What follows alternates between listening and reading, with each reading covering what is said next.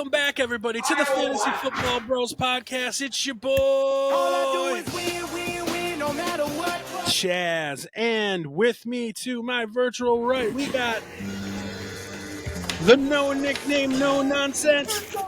Yes, sir. What's up, boys? What's up, Adam? How are you doing? We'll get to our weather situations in a moment. How are you? I'm good, man. I live it. It's fine for me. And we got some weather to talk about because joining us is virtual right. We got the fantasy football surgeon himself, Zags. What's up, Zags? What is up, boys? I love how Adam's like, yo, I live it, and like he is in a place where there's no snow in sight. Oh no, dude! I got 8 inches. 8 inches of snow the other day.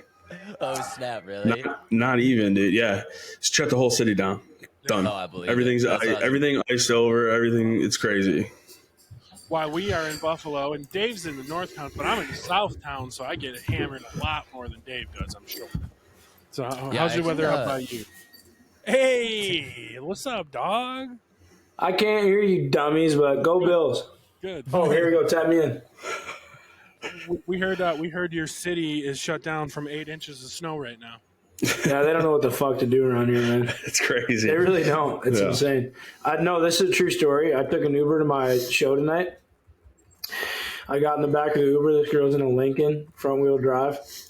And I had to get out of the car and push the car. I had to get out of my Uber. That's not even a joke. Oh, dude. I had to get out of the Uber and push my Uber to my show. Add a link. You should see. You should actually see the amount of cars like just stranded on the side of the road. It's so funny. Whoa, there he is. Oh, there Holy he is. shit. What's up, Jay? What's up? He made it. He made it. We're joined by, so if anyone didn't know that other voice, we are all of a sudden joined by country music superstar Eric Van Houten. I just finished playing a show in front of 72 people that braved the cold weather here in Nashville. A Wednesday night show in a blizzard in Nashville. In a blizzard, yeah, it was pretty wild. An 8 inch of snow. Here's my problem with this. Chaz, you got a hell of a setup. Thank you. Zaggy boy's got a hell of a setup. The man, the myth, and my brother are just slacking, man. Well, I mean, what do you want me to do, man? Slack. Like, put up something back here. It's your office. You live here too, dumbass. Technically, it's my office. I'm the only one that's I'm literally the only one that's in here. I'll figure it out eventually, but But here we are for now. Like, turn the desk. Get this thing in the background. For now, we're good. We see your guitar back there at least. Yeah. A couple guitars. That thing's done a lot of damage on the streets of the USA. I'm coming to see you guys soon. He's saving the space for the Buffalo Bills Super Bowl championship poster that will be going up. That's right. That's going up on the wall. You bet your sweet ass I'm in Vegas if they get there. Let's go. I literally already temporarily booked a show. Not even kidding. We got a show at the Old Red, Blake Shelton's Old Red in Las Vegas. Let's go. The Bills backer bar? That's what it could No, it's not a Bills bar. It's just Blake Shelton's bar. Yeah. Well, that's what we'll make it if we make it down there. Yeah, touche. What are you drinking there, Chaz? I've got some Tito's and cherry 7-Up. I'm living. You don't even drink, dude. Yeah, okay. I don't remember my last trip to Nashville. So yeah. Chaz got a little toasty last time. We had a good time at the Bills game. Yeah. Well, hey, it's been a pleasure, guys. Good luck talking football. I'm going to tell you the slate right now. Okay, I'm going to give everybody, all you bettors out there, here's the slate. Oh, Dave, he's stealing your thunder. Sorry, dog. No, it's okay. Go for it, bro. Go for it. This is my own personal one. Zaggy's got his own. Country music superstar Eric Van Houten's locks of the week. Let's go. Locks of the week. We're taking Bills money line. You have to. Okay. I like the ball that they're playing, even against Mahomes. I know Mahomes is like, the guy in playoffs, but I feel like if there's any year to take him down, it's this year. I like the Bills. We're starting Sunday. We're going backwards. What's the Sunday afternoon game? I don't know. Oh Jesus! Not the other NFC game, not the Lions. So that would be the Packers? 49ers. No, it is Tampa Lions Sunday night. Yeah, Sunday afternoon. and I'm riding Baker Mayfield till I die. Whoa. Okay. Let's go. He's made me some cheese this football season, and I just feel like he's got the nuts on him this year. Just kidding. We do have it's Tampa, Detroit, Sunday afternoon, and then so I'm going backwards. KC, I'm going Buffalo. I'm going Tampa money line. Okay. I'm taking over. I'm taking the over in the Green Bay San Fran because I just don't know if I just feel like Love might be able to pull it off, and if he doesn't, they're going to score a lot of points. Well, remember, I'm teasing it to 48.5, and I'm riding it. Remember this, Eric. That's all you need. That's all you need. Yeah, and it's Baker Mayfield. And then what's the other game?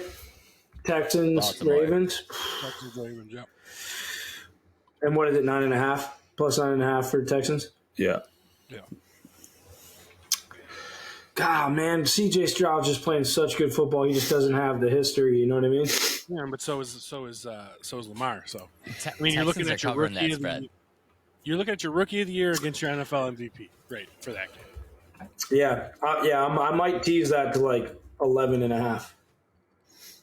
My 4-leg parlay would be 11.5 plus Texans, Baker Mayfield money line, Buffalo money line over 48.5 in the Green Bay San Fran game. Well, you heard it here first. Country music superstar Eric Van Houten's And locks. Chaz, I'd like to make it known I won 3 of my 4 fantasy football leagues this year. Hey, there you go. Here, you'll get this drop then. That's right. Have a good pod. Have a good pod. Love y'all. Good to see you, Eric. Love it. Bye, bye. All right. Well, welcome everybody. We got joining the show, the man, the myth, the legend, Mr. Jay Coleman. Jay Coleman, what's up, dog? What's up? We thought you fell asleep on us.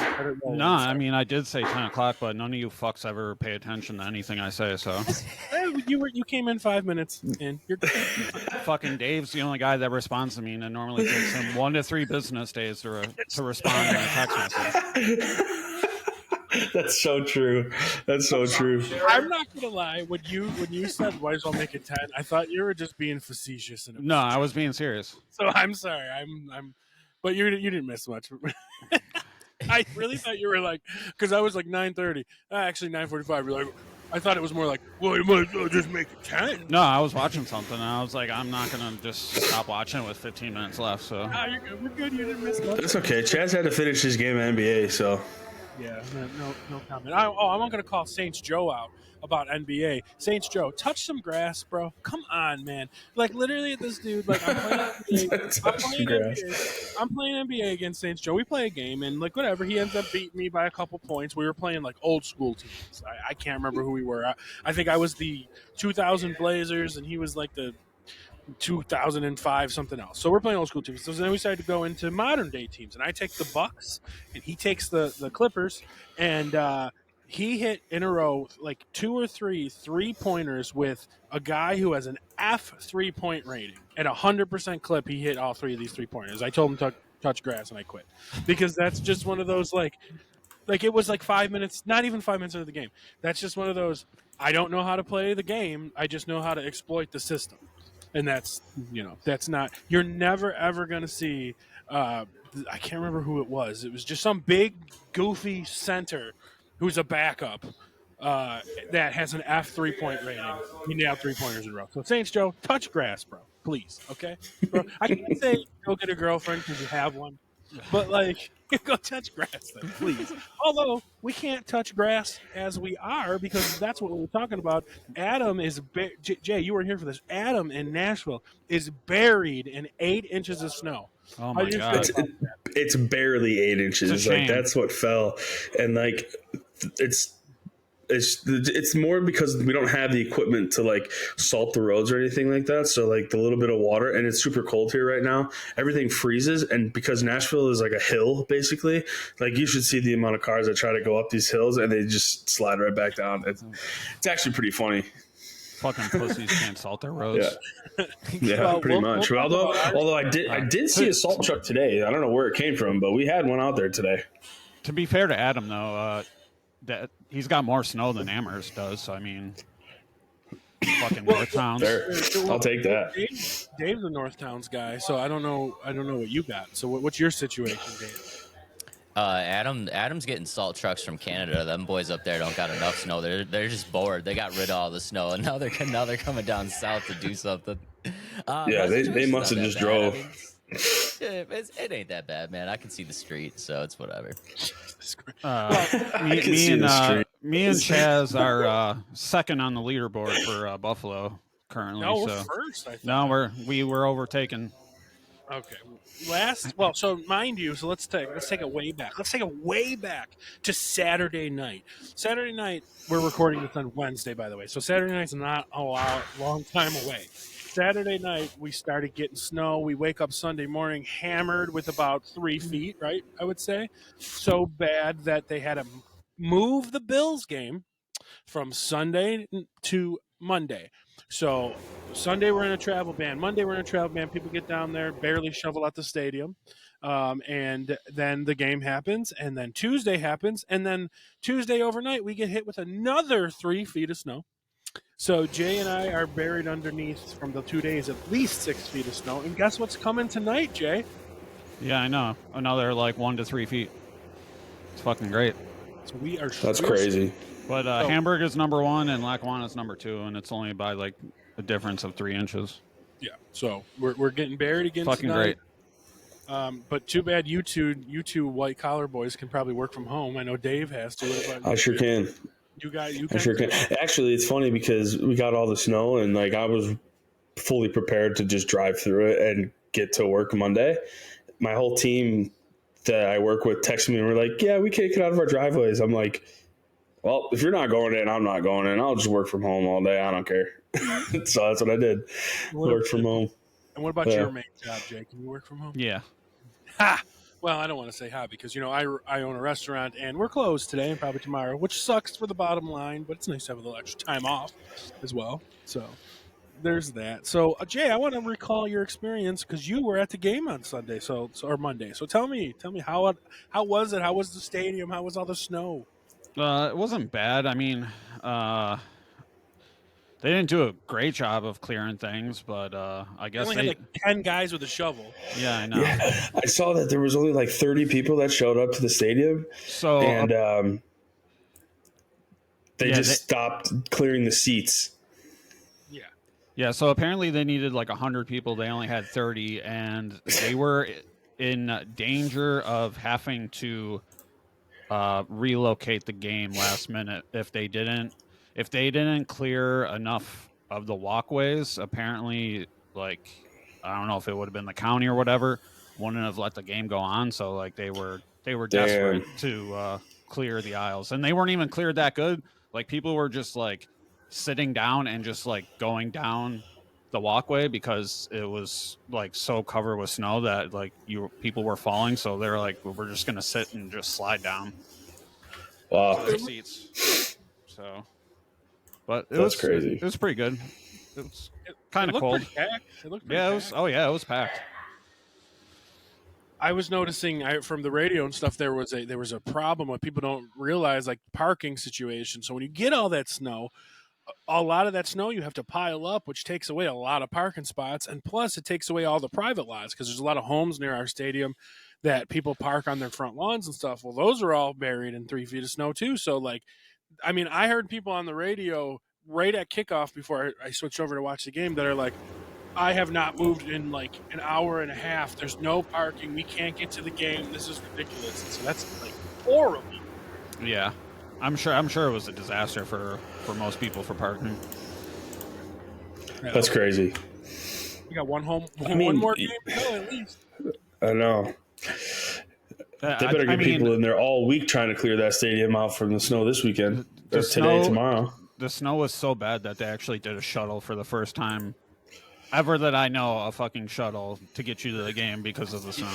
They had people park over at the mall, the old Sears store, which is closed, and we're shuttling people to the stadium. That's crazy. Sears store, which is actually a good idea. They should do that in general. Yeah, I mean, yeah. For say the people like me, like Jay gets there, Jay tailgates all day. Me, sometimes I tailgate, sometimes I don't if I want to go to a game. I would love to just show up at the fucking at the shuttle at noon and get to the stadium at 12:30 and not have to worry about it. That'd be fan-fucking-tastic, but maybe that's what they're going to have to do. Oh, plus we're also short on parking here because we're building a stadium across the street that takes up a bunch of parking lots. So it was just bad down there. So, so I hope everyone that's listening that's from the Buffalo area is safe and warm. And if you're digging yourself out, good luck. There's another 3 feet coming if you're near us. So that sucks. So we had some football this weekend, boys. We did. We took a week off, so I want to first congratulate Jim Harbaugh and the Michigan Wolverines for being the champs. Good on them. They deserve it. They crushed Washington. They did. Money on Washington? Over Washington. Yeah, Washington. And we missed a lot, guys. We missed a lot of coaching changes and everything. So, Jay, I want you to look up all the recent coaching firings so we don't miss any. But my take on the national championship is Michigan was the team to beat this year. And I said it after they took down Alabama, even against the referees. I said that's it. They won. That was the national championship with Alabama, Michigan. That was their national championship because they took care of Washington easily. There's rumors that Jim Harbaugh is going to go to the NFL. No way. There's no way he's going to go to the NFL. He tried it. He lost the Super Bowl. He had the San Francisco job. He has the fucking Michigan job. Michigan's a top 5 destination coach in college football. What is he going to leave that to go coach Seattle, Washington? No, I don't see that. Maybe Dallas is the only thing if that happens. But he's not fired. He's not getting fired now. Yeah, they said today that he's not getting fired. So. Yeah, so that's my take on that, and a lot of good players coming off that Michigan team to watch for your draft preview, and that's coming. So you guys have any words on Michigan, or should we go to the coach firings? You guys have taken it. Yeah, I mean, to be honest with you, I was a Michigan fan when I was a kid, but other than that, I didn't have any skin in the game. I'm not a big college guy. I don't even know where to bet, just because there's so many games every Saturday during college football season, and it just, so I just watched it and enjoyed it as a football fan, and that was it. But I mean, good for Harbaugh. He accomplished what he wanted to, I guess, is win a national championship. So they beat Ohio State 3 years in a row. That's true. Pretty big. Yeah, big rivalry there. But other than that, good for them. Couldn't care less though. Anything from me? Well, I'm gonna get so much hate from all the Michigan fans. Well, as you boys know, I'm a bit of a fucking degenerate, so I did obviously have some skin in the game, and I just want to thank Mr. Harbaugh and the Michigan boys for covering that -5 spread like a fucking boss. 20? What did they win by? 25? They won by more than 5 and a lot more than 5, so that's all I really care about. But yeah, I think they won by 20. Yeah, it was great. Yeah. It was a great game. Yeah, and there's a lot of good players coming out. You got to watch out for J.J. McCarthy. Probably going to be a top, a first round quarterback pick. You got a lot of the defensive line for Michigan. Always are getting drafted in the first, second round. You got to watch out for the running back Blake Corum. That guy's going to be second, third round pick. So both of their running backs are better than advertised. Yeah, very, very true. And a lot of people just want to talk about J.J. McCarthy because he's the quarterback, but Blake Corum won them that Alabama game single-handedly in the overtime. So he's going to be something too. So all right. So Jay, what coach firings have we had so far, or what are the openings rather? Well, I did the firings, but I guess the same thing because Pete Carroll. Well, we got the Pats, we got the Seahawks, the Titans, Commanders, Falcons, Chargers. Yeah, Chargers. Because that was in the middle of the season. Yeah. There was somebody else in the middle of the season. Raiders. Carolina. Yep. Yeah, technically the Raiders. Yeah. And the Saints fired their entire offensive coaching staff, and another team did too. I forget who. Not Dennis Allen. Ridiculous. All right, so I'll start with you, Dave. You're the head coach. Which you can pick any team. Which team are you taking? Chargers. You're taking the Chargers. What about you, Adam? That's a tough one for me. I want to say the Chargers only because they have a quarterback, but I think I would go Atlanta would be one of my top picks, and the reason being is because of Bijan Robinson, Drake London, who kind of came on this year, but they don't have a quarterback. So find a quarterback, and I think they're in pretty good shape. Yeah, but I'm assuming, Jay, you're saying the Chargers. Yeah, I think they got the most upside. I'm with Adam. I think it's. But see, here's my thing with the Chargers, and you have Keenan Allen and Mike Williams, who are both in their 30s now. You have Austin Eckler, who's not going to be there next year. Oh, hang on, I got to drop for him. I mean, running backs are down a dozen. Right, that's what I mean. But I mean, they don't have anything behind Austin Eckler either, because Joshua Kelly wasn't great. Isaiah Spiller has amounted to nothing. But you said right. Atlanta, you're bringing it. You come into Atlanta, you have a great receiver already, untapped. Oh, and I didn't even say Kyle Pitts. Yeah, untapped potential of Kyle Pitts, and you have untapped potential. You have an entire offense. Don't get started on this fucking bullshit of Kyle Pitts is going to be good next year, because you've been saying that for like 5 years, and he's been stuck with Arthur Smith for 5 years. No, 3 years. So like. I mean, if you want to deny talent, but like that, I would love to walk into that scenario. I mean, you can't say he's got talent when he hasn't produced enough. So, I mean, I guess you can say potentially, but yeah, right. It's all potential, because Arthur Smith was dog water, and then I see they're interviewing fucking Bill Belichick. Like, get out of here! Like, that's going to be in the same position. I mean, Bill Belichick. Well, here's the thing with Belichick, man. Belichick wants to go to a team where they're going to let him run it, like he did with the Patriots for 25 years. You know, so the Chargers are out. Dallas was out, even though they kept McCarthy. Jerry Jones is on the sideline more than any owner in the league. Yeah, there's no way he would have let Belichick run that team. He runs that team. And, like, nobody wants to go to fucking Carolina. That situation is just an absolute disaster. I mean, could he go to Atlanta and turn things around? Maybe. I don't know. I mean, he had dog shit quarterbacks in New England, and he didn't do anything with them, but they're also bad. I mean, at least Taylor Heineke showed some potential, but Bill Belichick made the playoffs with Mac Jones. He did 1 year, I know. So, I mean, to be fair. So, Dave, why are you taking the Chargers over Atlanta? I think you got to look at it from a position of like actually being a head coach, right? And if you take these jobs, what do you think the shelf life is here on these jobs? You probably got like 3 years to turn it around, right? Yeah. Max. Yeah, 3 years max. I mean, lately, unless you're Carolina's head coach, you only got about 6 games. Yeah, I was gonna say, like, the last couple of years, coaches seem to be getting fired like into their first year, and it's like, what the fuck? I don't think a coach has made it to the end of the season in the last 3 years in Carolina. Anyway, we're talking about the Chargers. And I think you can say what you want about Justin Herbert. He wasn't great this season. But I think of the quarterbacks of the teams that are available, he definitely has the most upside and definitely the most long-term upside. And I think if you're going into a situation where it's like you want to take over a head coaching job, and we've seen this with Josh, it's like if you have a quarterback, you can build the team around the quarterback. But if you go into a situation like Atlanta, it's like you have to be a good coach and you have to be lucky, because they're going to have to find a starting quarterback within the next 2 years, or it's most likely not going to turn around. Where if you go into a situation like the Chargers, like you probably just have to be a good coach, because the framework is there, I think. Here's where I argue that, and I get both sides of it.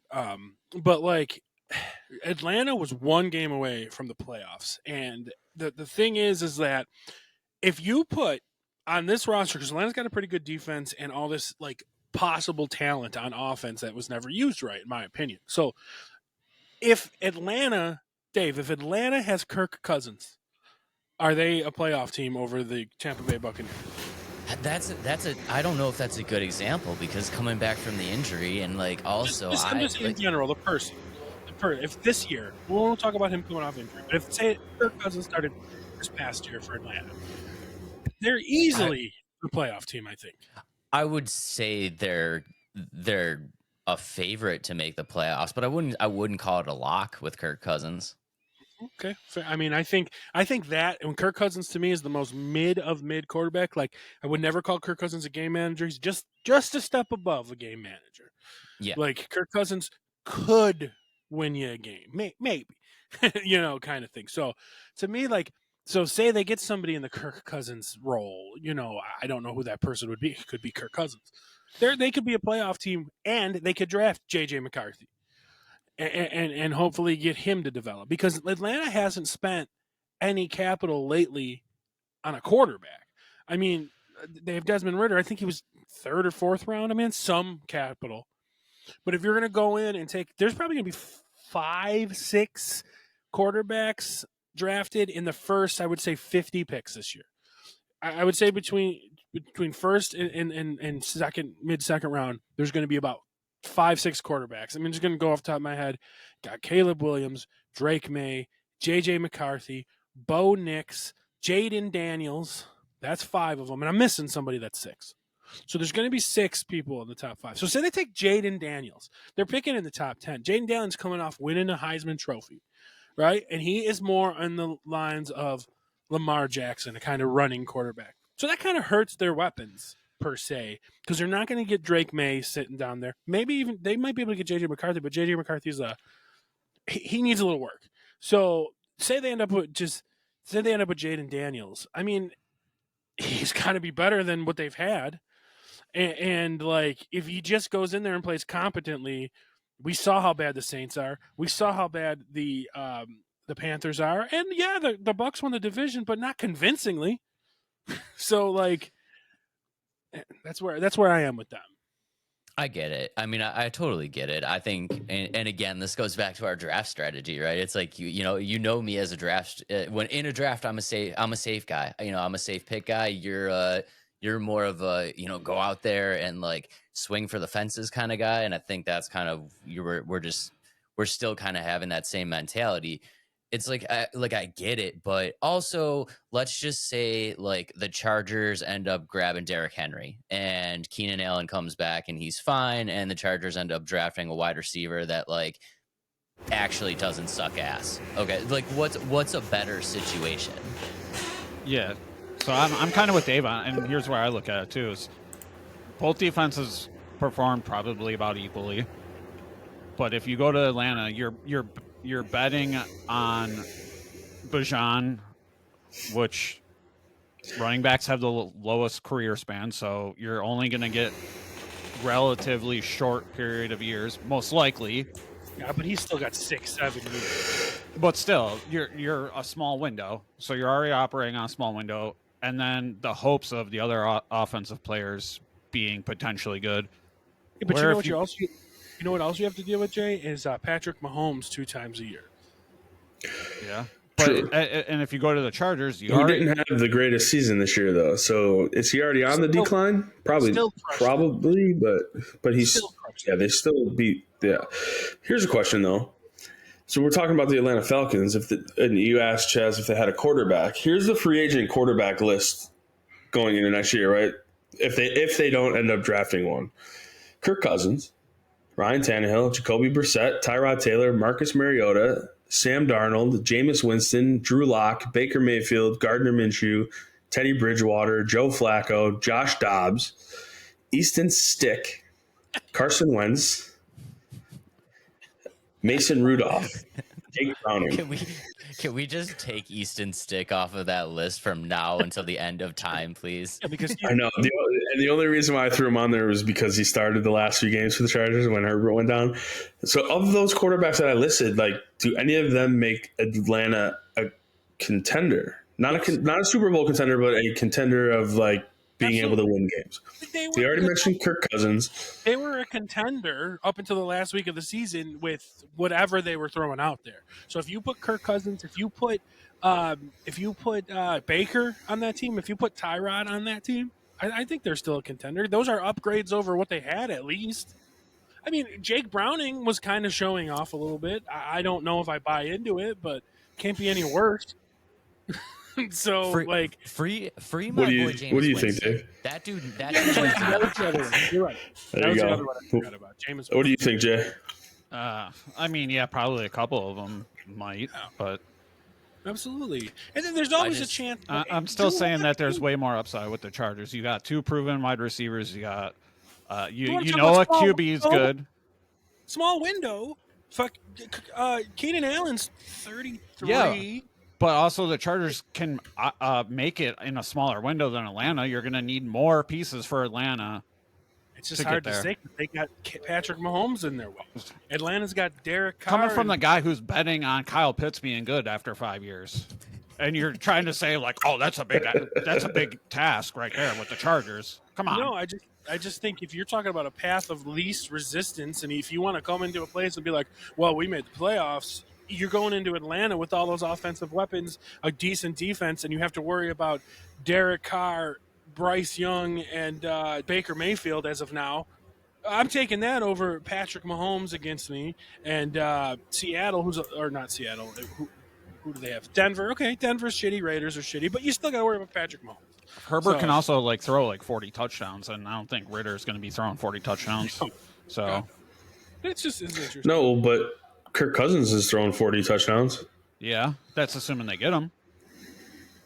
But they don't have. I mean, what if they get James? My point was I'm still on the Atlanta train on that, and the reason being is because of the old receivers that they have, and we don't know how much longer that they have, right? Mike Williams is in his 30s, Keenan Allen's in his 30s, and Eckler is 30 and he's a free agent. He's not going to be on the team anymore. And after 1 year, Quinton Johnston is it's been 1 year. He's the youngest receiver. Yeah, let's give him at least 5 like Kyle Pitts gets. And I'll give him the benefit of the doubt that they have Quentin Johnston long term, right? So really, what you're looking at is Justin Herbert, Quentin Johnston, right? That's your quarterback receiver combo. No running back, and I'm also doing this assuming that Keenan Allen doesn't have much longer either, and neither does Mike Williams. So I still think Atlanta, for me, and you're right, Jay. I don't disagree with you that players have not been good, right? Kyle Pitts has not been good, even though he's had 1,000-yard seasons with dog shit, right? Minus Matt Ryan, who was probably the best quarterback that they've had in the last 5 years. 3 years even. Yeah. It's just the untapped potential. So I hope they go and sign an offensive head coach. I hope it's not Bill Belichick. I hope I don't know who is out there. I hope it's, people talk about Ben Johnson, the offensive coordinator from Detroit. He's done a good job with the Detroit's offense. So maybe it's Ben Johnson. Maybe it's somebody from college. Maybe it's Jim Harbaugh. Who the fuck knows? But imagine. I just don't know. I mean, listen, I don't disagree with the Chargers either. And I do like the fact that they have a quarterback already established there, right? So get them some weapons, Listen, I'll tell you what, if they sign Michael Pittman in the offseason, I'm 100% Chargers.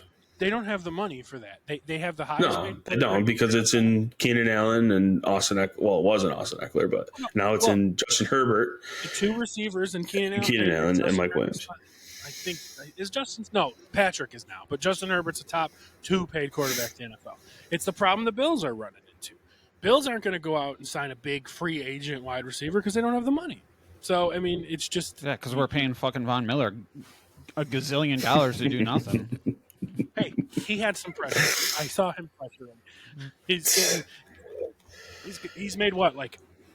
Does he have a sack this year? I think he did in the...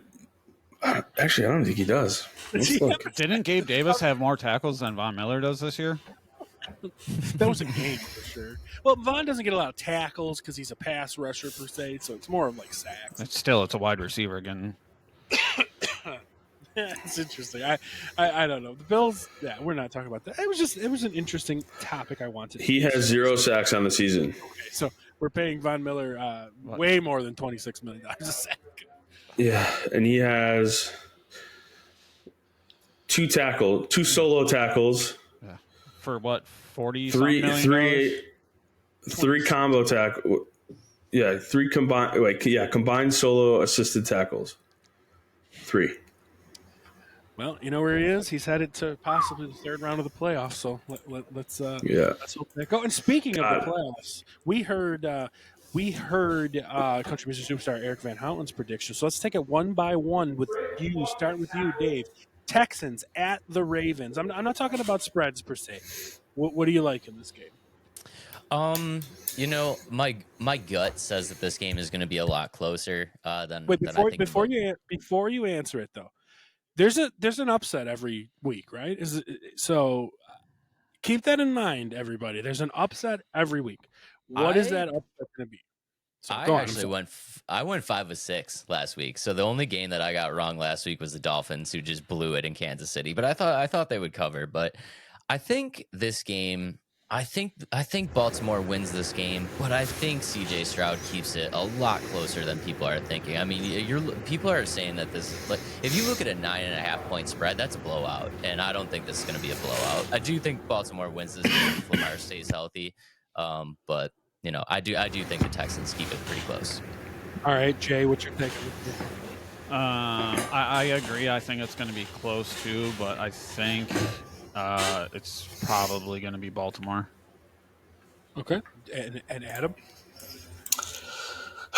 I'm kind of on the Dave train here. I really do think it's going to be a lot closer than people think. My gut is telling me Baltimore because, man, they were just scary at the end of the season. But that bye week always makes me nervous. When teams have a bye week, I want to take, and I would take the points for the spread. I would take Houston plus 9.5. But overall winner, I think it's going to be close. But I do think the Ravens are going to win. All right, and I want to see a good game because I really like CJ Stroud.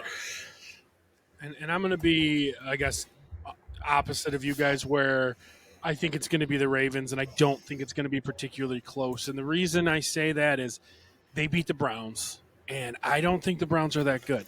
And I don't care that they beat Joe Flacco and their backup running back, and Myles Garrett had no pressures or anything. So I don't care about that game.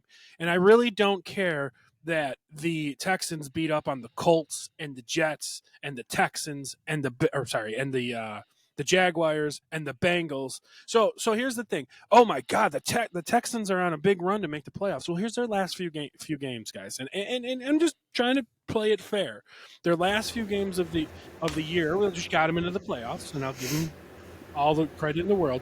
They beat the Colts, the Titans, the Jets, the Broncos, the Jaguars, the Cardinals, the Bengals. I'm not that impressed with beating those teams.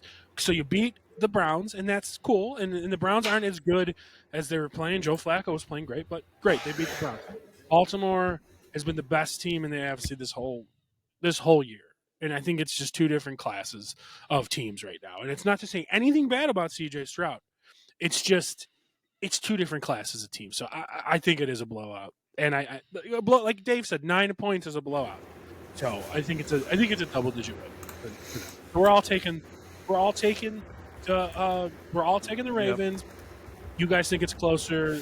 I don't think it's so close, right? So, well, all 4 of us could have been more wrong about not wanting a Texans wide receiver this year, though.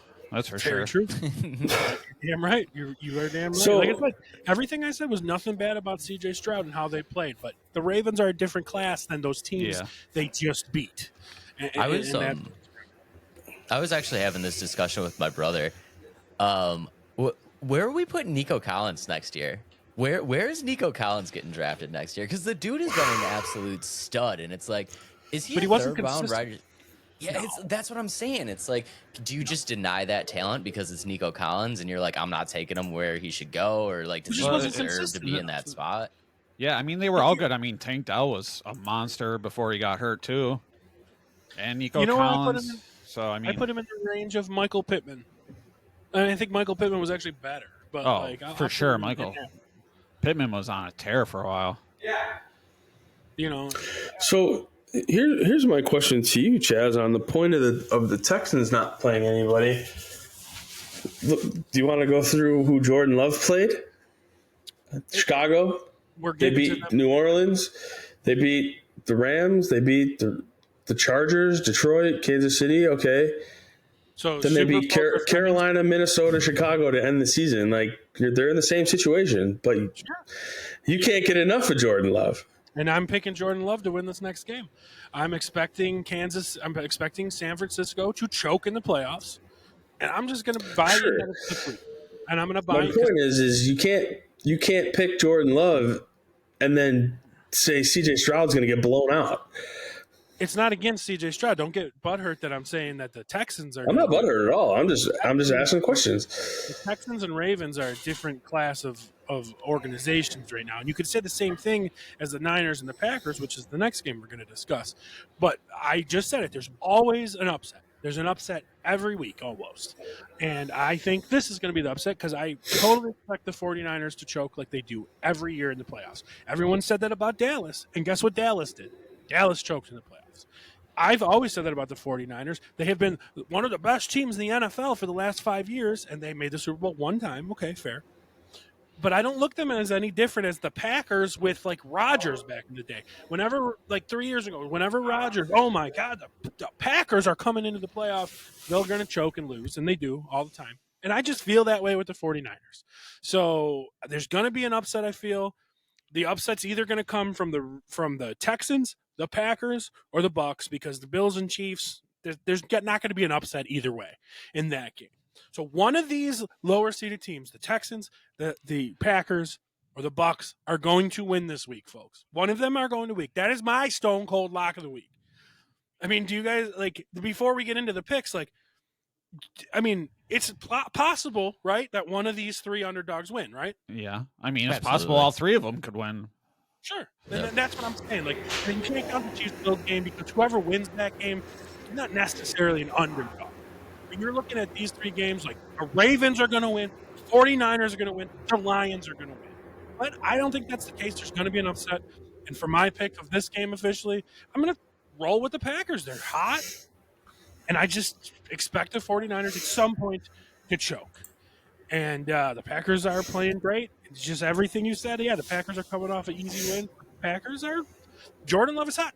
Aaron Jones had 3 rushing touchdowns this past week. Like, it wasn't just Aaron. They dismantled the Cowboys as much as the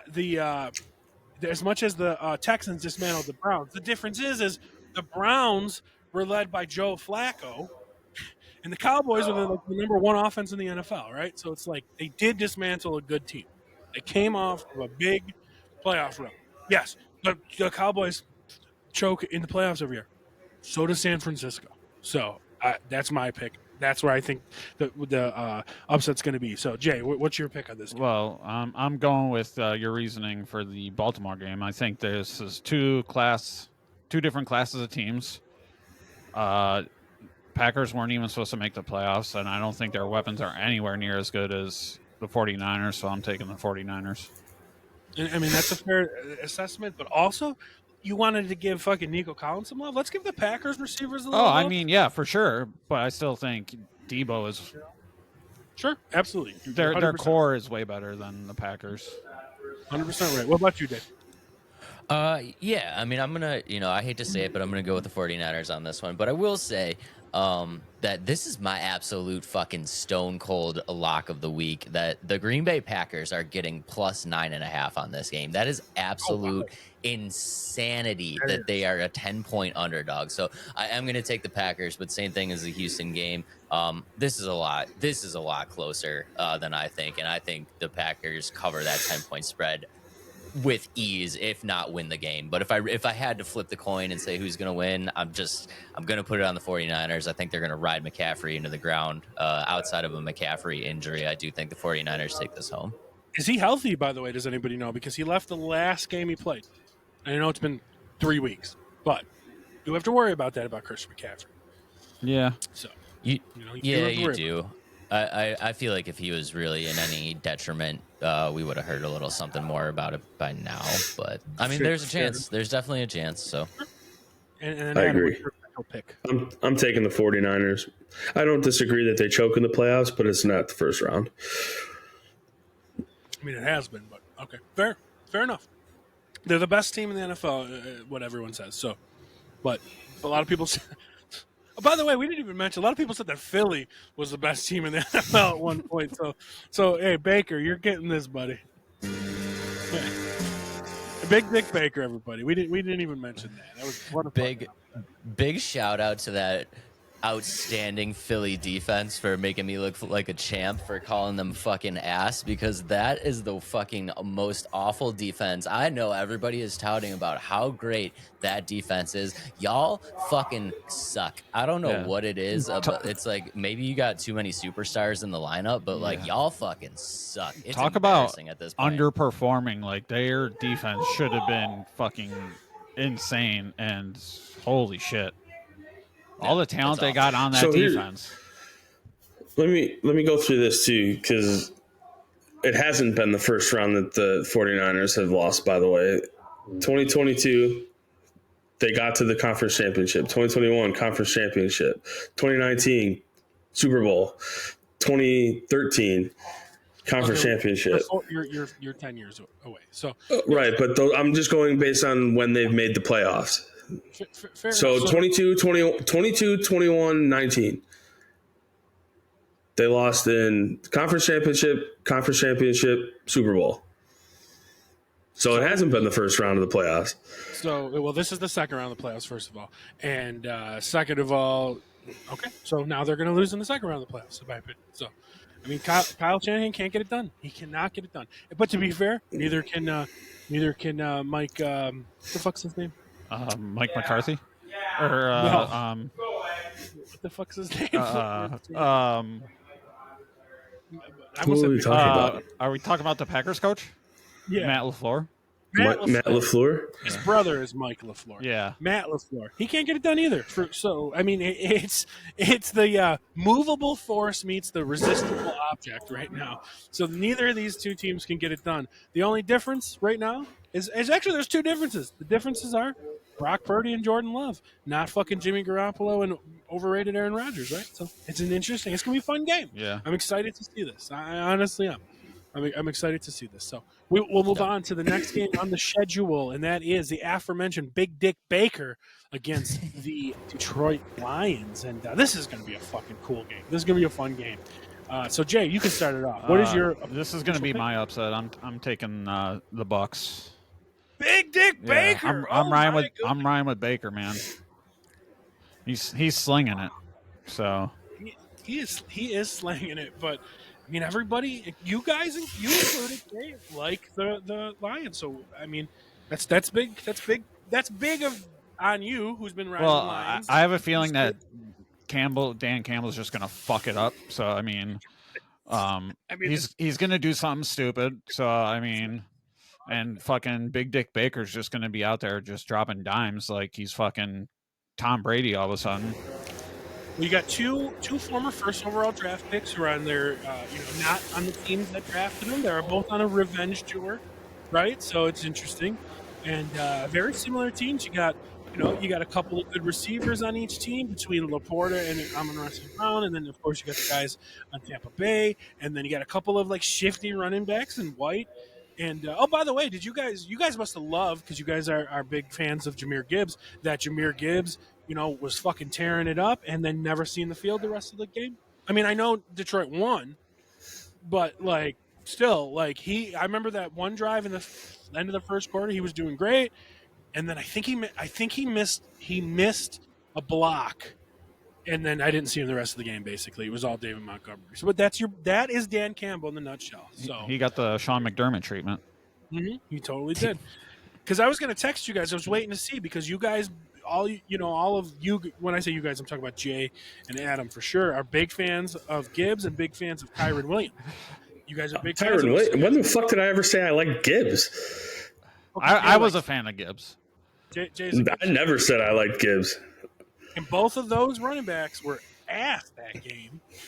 And I think we're turned it up at the end. To my defense, though, I did say that I liked him, but I also assumed that when Dan Campbell traded up to actually get him, that he would have actually used him instead of being a dickhead and not using him. So Again, this is no slight on those. I'm not a big Kyron Williams guys. I mean, he did great with the fantasy football points. Gibbs is an electric talent, and he's just not don't used. slander Kyron like that, bro. I'm not a big Kyron Williams guy. It's just talking about talent on the field. I won't stand for that on this podcast. If we're talking about fantasy football, yeah, he's obviously gets you points. Well, But, so like, Gibbs got points too. Right, but he doesn't get used properly. Could you just imagine if Gibbs got used Right. properly? Kyron Williams does.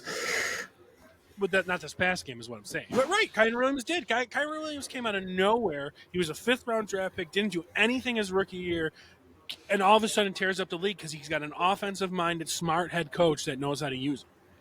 So they trade up, get Jahmyr Gibbs, and don't fucking use the guy right for half the season. And then the guy comes in and does fairly well the second part of the season. And then they still just are like, at some points, just like, sit down, bruh. Get in there, Bumble Jr. And it just doesn't make any fucking sense. The Bills do the same thing with fucking Cook. So not anymore, thankfully. I mean, yes, sometimes they like to take them out for like an extended period of time, which is stupid. So Jay's official pick was the Bucks. Yep. He's going with Big Dick Bake. What about you, Adam? What's your official pick? I'm taking Baker Mayfield too, man. I thought he had an absolutely fantastic game against Philly. Very minimal mistakes. He did come in there with a purpose, and he fulfilled that purpose, and he bringing his team to the playoffs. He had an absolute career year. Yep. Probably the best receivers he's ever had, and Mike Williams, Chris Godwin. It's a tie. It's a tie with Jarvis Landry and it's a tie. I would say that's a tie. But sure, fine, whatever. Yeah, I'm pulling for Baker on this one. I liked Baker even when he was a Brown. The problem with the Browns is that they just didn't win games, even though he was a beast there too. But Adam died. Adam died. Everybody, rest in peace. He was just in a bad situation with the Browns. But give me Baker Mayfield and the Tampa Bay Bucks are going to roll. I think, and he's out there being Baker. Like he's not like he's just having a good time. His fucking swagger's back. Adam, you died there, but Dave filled it in. Sorry, you just froze and disappeared. Dave, what's your official pick? I was trying to grab my charger. Yes. Yeah, this is gonna be my upset. Oh my god! Yeah, I'm taking Tampa too. I'm sorry. If you really watch that game, Detroit and LA, I mean they didn't look impressive. They really didn't, and they didn't win that game by a large margin, and they honestly had a chance. They honestly had a chance to lose that game. Yep. And I just think we know how Dan Campbell is. He's a veteran player, which means he's going to favor veteran players. So exactly like you said, Jahmyr Gibbs is going to like drop his towel on the ground by mistake. And then all of a sudden, like, no more fucking Jahmyr Gibbs for the rest of the game. Like, how dare you drop your towel he took a breath too close to Dan Campbell. Dan Campbell can't have his air taken away. No, Gibbs is going to go on a 15-yard run instead of a 1-yard run. And he's going to be like, I told you to only run for 1 yard. I love it. I got you. You guys used to be Dan Campbell fans. So welcome to the team. Thank you. Sorry, Dave. Go on. And that Tampa Bay defense is better than advertised. It really is. So I think they show up on this game, and you know, as much as you want, a Cinderella story, right? Eventually, you can only ride it for so long, and I just think right now is not the time for Detroit. I just don't think right now is the time. Same. A Cinderella story for Detroit. I mean, they won the division. They won the first round of the play. Is that the Cinderella story, or is the Cinderella story more like the Texans and the Brown or the Packers with their rookie quarterback and their first year quarterback? You know what I mean? Is that more the Cinderella story? I think if you really look at it, like the Cinderella story is really Tampa Bay making it after not given any credit or any chances or anything like that. But I mean, I think the feel good Cinderella story is like, this is finally the time for Detroit, and I hate to say it, I just don't feel it. I just don't feel it that this is the time for them. They wanted to break the drought, so I mean, yeah. Well, the Rams should have won that game. Matt Stafford got 2 roughing the passer plays in a row that the refs decided to swallow their fucking flags. smoked. So the refs were incompetent, which never happens. The fact that Eminem has taken such pride in Detroit, and the fact that Taylor Swift's taken so much pride in Kansas City is very scary for the NFL, for the NFL fans. So that being said, as much as I hate Dan Campbell, as much as I think Detroit's a bit overrated. It's Detroit wins this game. And that's where I'm going. And nothing against Baker. I've been pro Baker my whole career too. When the 2018 draft, if you looked at my draft board, number 1 is Baker Mayfield, number 2 is Josh Allen, number 3 is Lamar Jackson, and I was right, at least over Darnold and Rosen. Obviously, Josh Allen's had the better career, but I loved Baker coming out of college. So I also love Josh, and I love Lamar. So that was like a big draft for me. But I've always been a big Baker Mayfield fan. But I think it comes to an end here. I think a Maker Bayfield. Yeah, I think the NFL wants Detroit to do well. So I'm setting up for an NFC North NFC Championship with Detroit and the Packers. So that's what I went for. So let's go for. We're not going to pick those games. We'll pick them next week. Oh, by the way, our preseason picks are all dead. Everybody. Well, not like pretty much Super Bowl camps, but the actual Super Bowl. Mine, Adams, and Dave's were all the Buffalo Bills and the Dallas Cowboys, right? I believe. Yep. And I think so. The Cowboys lost. Jay's, I believe, had the Chargers, so he was out a long time ago. I have no idea what I picked, so yeah, I mean, you could. I actually don't remember either, but I do remember picking the Cowboys. I think so. The 3 of us had the same Super Bowl. The Cowboys blew it. I'm pretty sure Jay. I knew the Cowboys were going to choke, so I didn't pick them. Pretty sure Jay had like the Chargers and the Niners or something. So we're all dead. We all lost that. But let's talk about the big game of the week, the one that is destined for the first time in his history. Baby boy Patrick Mahomes and fucking football princess Taylor Swift are coming in to Orchard Park, New York.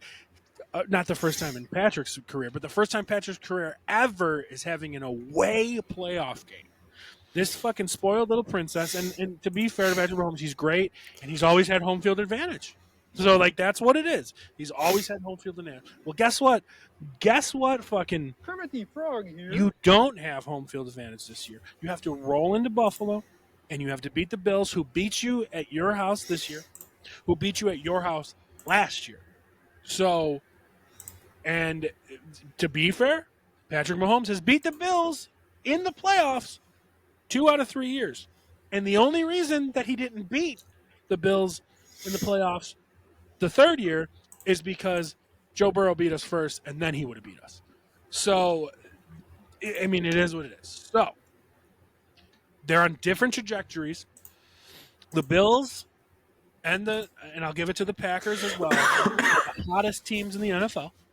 The Buffalo Bills, and I'll say the Packers, are the hottest teams in the NFL, but we're focused on the Bills right now.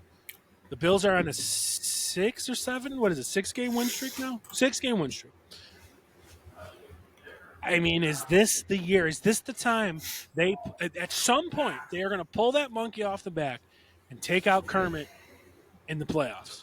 And I'm going to tell you, as much as I shit on everything, I think they're going to do it.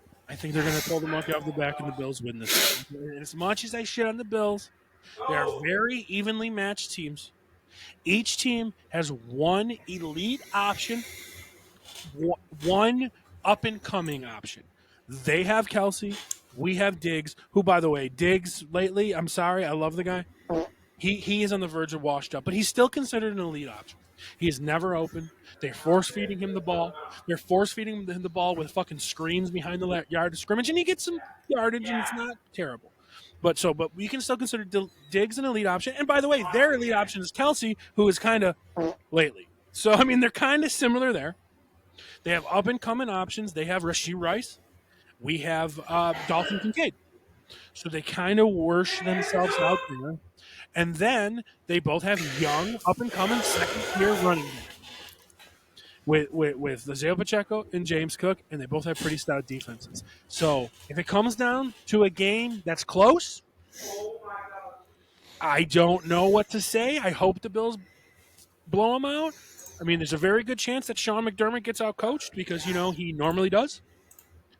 But it seems like, for me, Patrick Mahomes has had a tough time with Sean McDermott's defense, and the defense is playing great. It doesn't fucking matter who you fucking put in there. Everybody, Terrell Dotson's playing amazing. He goes out, and then all of a sudden, AJ Klein looks like he's a fucking Pro Bowler coming off his fucking couch. So it doesn't fucking matter. Sean McDermott's defense right now, it doesn't matter who you put fucking in there.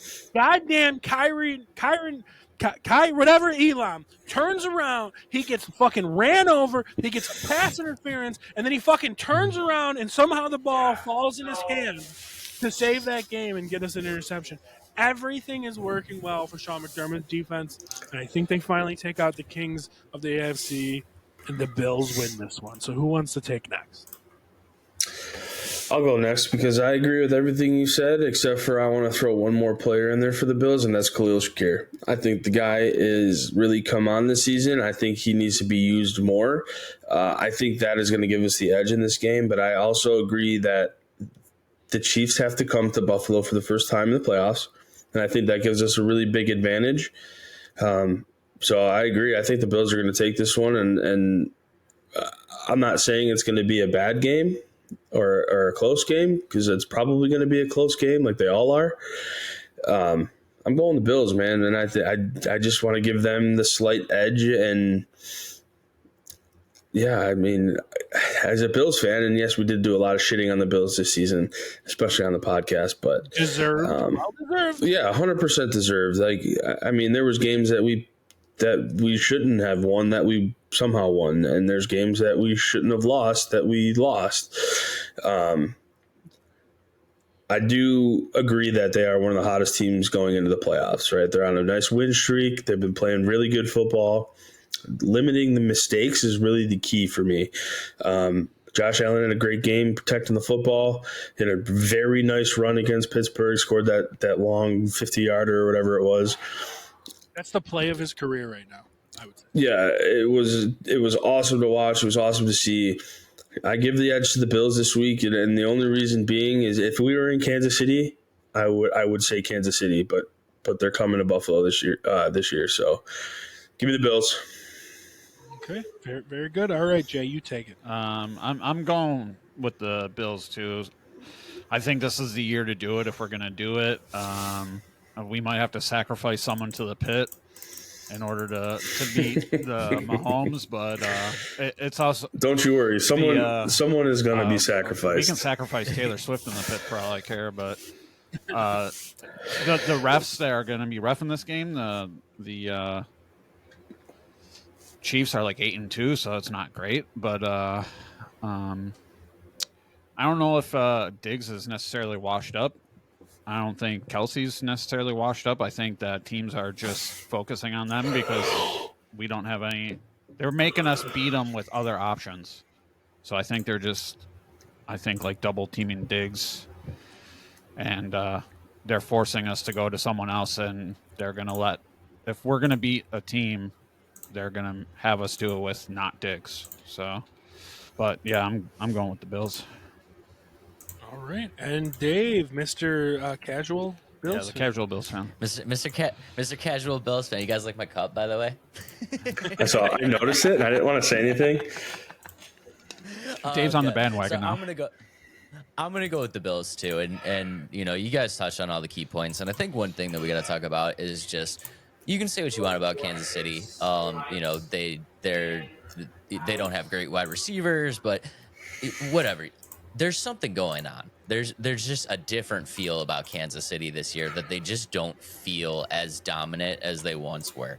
And I do think the Bills take this game, but I do want to say one thing. This needs to be the game where Sean McDermott grows some fucking balls and steps on the throat of the Kansas City Chiefs. Because if you guys watched that last game against the Steelers, we went up big. And then in the third quarter, you could tell McDermott was going back to his old ways of we're trying to run clock, we're trying to play safe defense, and they let the Steelers back into the game. It wasn't crazy like I was super worried, but they did let them back into the game. And it's like, if you want to let Mason Rudolph back into the game, that's one thing. But if you fucking let Patrick Mahomes back into the game, that's a totally different story. And I think this really needs to be the game where Sean McDermott fucking sacks up and doesn't worry about playing soft and just playing the game all the way through 4 quarters 110% and fucking taking it to the Chiefs. Yeah. You cannot let Patrick Mahomes back in this game if the Bills get out to a lead early. And I really hope that he finally fucking sacks up, and this is the game where we absolutely just destroy the Chiefs. Agreed. Nothing aggravated me more than being at that game and watching us go into prevent defense before fucking halftime, just because we were up a couple scores, and it was like, what the fuck are we doing? But to be fair, Sean McDermott, he was right. We won by 14 points. Yeah, but still, I mean, like we were just giving them everything before even halftime. I mean, Jesus Christ. If you look at the final score of that game, it looks like a bigger blowout than it actually was. Don't forget we scored that last touchdown in garbage time. That is true. It was a lot closer. I mean, at one point, I believe it was a 1-score game. It was an 8-point game at one point. Yeah, and we came out 21-0, and then all of a sudden, Mason Rudolph has a chance to tie it up, and it's like, what the fuck happened, dude? Like, what the fuck happened? They have to be on top of their game. One thing I want to go before we move on or sign off or whatever we're doing is I just want to bring something Adam said into I don't want to say question because I like Khalil Shakir, but Adam said it, and Bills Mafia is super hyped for Khalil Shakir the exact same way they were for Gabe Davis 3 years ago. Not me. And it's just like but Gabe Davis hasn't done anything. At least Khalil Shakir has done something. Do you know his stats for the year? I mean, he wasn't used. Gabe Davis, they tried to use him, and he just wasn't good. No, we're talking about Gabe Davis of 2022. Gabe Davis of 2020 was where Khalil Shakir is now. Everyone's simping out over him, and everyone was simping out over Gabe Davis of 2020 as well. So, it's just I want Khalil Shakir to be good, of course. I don't want the Bills fans to go into the offseason being like, we're good. We have Khalil Shakir. We don't need to bring in another receiver. We can't have that mentality because we had that mentality with Gabe Davis. Khalil Shakir, I believe, had less than 40 catches this year, less than 800 yards. He played a fine role. I think Khalil Shakir as your number 3 or 4 is fantastic. I don't think Khalil Shakir is an NFL number 2. I mean, we're talking about offseason stuff right now. If the Bills go into this offseason and go, we don't need any help at receiver, we have Khalil Shakir. That's exactly what they did with Gabe Davis 3 years ago, and look what that did for us. These guys are both 4th and 5th round picks. It's just maybe one of them, could break out, but it's a very similar scenario with the Bills fans and the 3rd string receiver in this past few years, and it's just giving me fucking flashbacks of when everybody was Gabe Davis. And that's what it is. I mean, people only like Gabe Davis though because he has 3 big games a year and they're huge games, but. But Khalil Shakir, if we take it at aspect, again, this is not demeaning Khalil Shakir. We're simping over Khalil Shakir as Bills fans. What did he have this last week? 3 receptions for 30 yards and a touchdown. You know what I mean? It's he's great. We need to use him more. His speed is fantastic. But I don't think he's your answer at your number 2 wide receiver. Oh, no. I never said he was an answer. He's a number 3. I never said that. For sure. Yeah, what I was saying is they need to use him more. And I think because we have him on the team, that gives us the edge over the Kansas City Chiefs. And I'm desperate, honestly. As much as everyone hates him, we need Gabe Davis back to be that top off the defense because we had no vertical passing game this week. There was nothing down the field. And even if you don't throw to Gabe Davis, him opening up those lanes is what you need. And when he comes back, I don't care if Gabe Davis ends this game with 0 reception. I don't care. He needs to be out there stretching the defense, and Gabe Davis is the best blocking wide receiver we have. And this is probably going to be a shitty weather game. We're going to run the ball. And we need all the help we can get with blocking. It's tough in that scenario. So I hope Gabe Davis is back. I hope our injuries, I hope Rasul Douglas is back. doesn't look like Dotson's coming back. We'll have to see. So it's interesting. We're all Bills fans here, and Dave's a casual Bills fan, drinking out of his Bills mind. We put up enough points without Gabe, so I'm not that worried if he's not playing. I don't care if I don't care. He needs to be out there. The Kansas City Chiefs and the Pittsburgh Steelers are different teams, and we need. I 100% agree, and I said this at work today too. We were talking about the Bills. We need Gabe Davis back, and I will agree with that because we do need that big down the field, take the top off the defense guy, so we can get our guys underneath open. So I will definitely agree with that. But no one fears Gabe though. So I mean, does it really matter if they're not going to fear him? But does people fear Khalil Shakir right now? No. No, but they're also not really focusing on him. Right, they're in the same boat. It is what it is. So we're all picking the Bills to win. So for me, the AFC Championship game is the Bills and the Ravens, and the NFC Championship game is the Lions and the Packers. That's disgusting. Yeah, it is. Oh my God! Well, your brother's hype or something over there. He's playing Madden. He thinks he's the best. Tell him to take me on. So, all right. Well, that's good. Do you guys have any? Jay, does anyone have any get dunked on or anything? I don't. I had one and then I lost it. No, it's fine. I totally had one and then I lost it. We're 70 minutes in the podcast, so I mean we're good.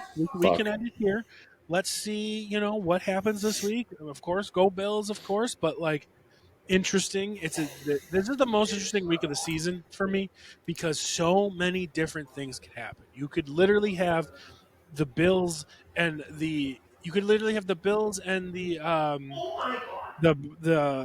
Ravens in the AFC Championship game, or you could have the Bills and the Texans in the championship game, or you could have the Chiefs and the Ravens in the AFC Championship game, or you could have the Chiefs and the who's the Texans playing? Drawing a blank.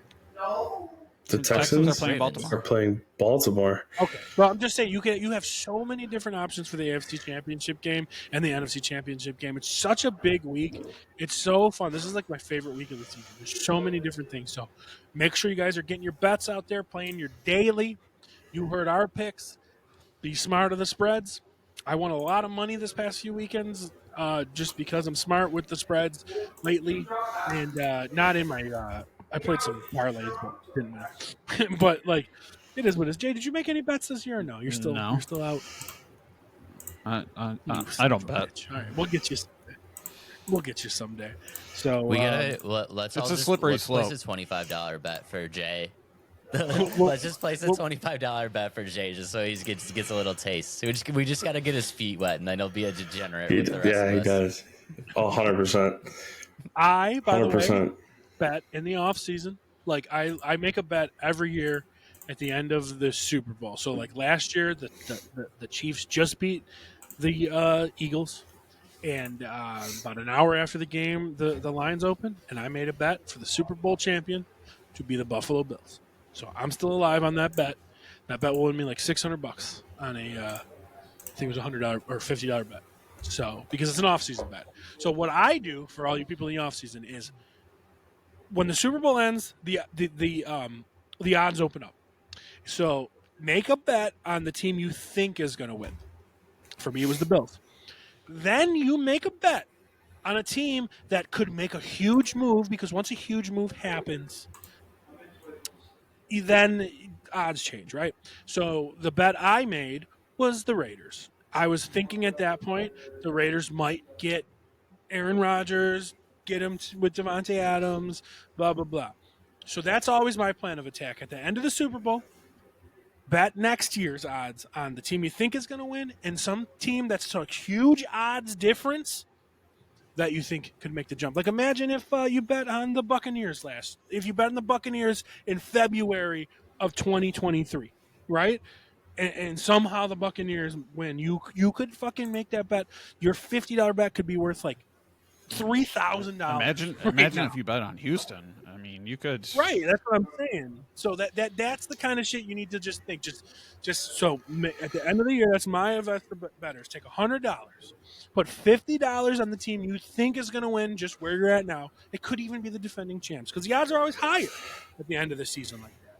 and then just think hard of a team that has a good roster that could make the jump, right? And then that's how I always bet. I just bet on the Bills and the Raiders this year. It didn't happen for me. I was just leaning on that Aaron Rodgers scenario. Next year, who's that scenario going to be? Is it going to be the Kirk Cousins, sweepstakes? Is it going to be Is it going to be you expecting, say, Anthony Richardson to make a big jump in that shitty division, right, and make something happen? Are you expecting Nick Chubb to come back healthy, and will the Browns, right? So that just start thinking about your bets now, everybody at home, for next year, because this is when you need to think about it. Make a smaller bet. $50 isn't going to break you, but you can turn that $50 into like $6,000 if it's somebody like out of the blue, say like the Buccaneers this year or something crazy like that. And you can cash those bets out. Like if you bet on the Buccaneers to win the Super Bowl last year in February, you could probably cash that $50 bet out for a couple hundred right now, wouldn't you think, Dave? Oh yeah, absolutely. Yeah, if you took the Texans, so you could cash that out for a couple hundred right now.